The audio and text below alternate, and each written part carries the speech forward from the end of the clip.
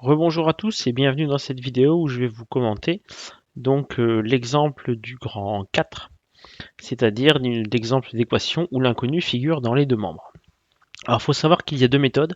Dans cette vidéo, je vous présente la méthode 1. Il y a une autre vidéo dans laquelle on vous explique la méthode 2. Voilà.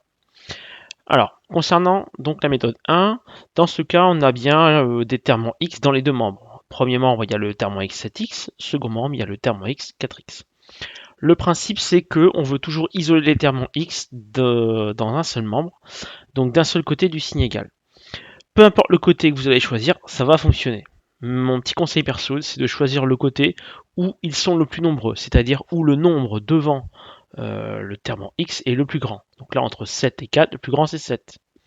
Attention, si vous aviez moins 7 et moins 4, le plus grand était moins 4. Hein. Voilà.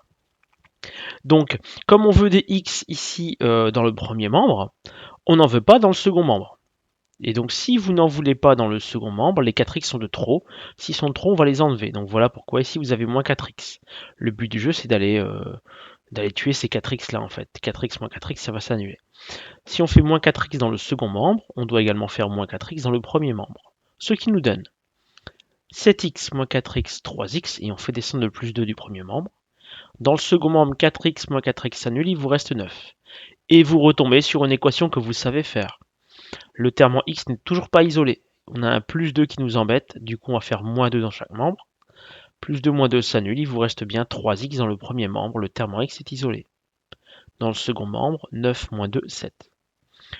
Nous avons une quantité de 3x, on veut une quantité de x. Pour passer de 3x à x, on divise par 3.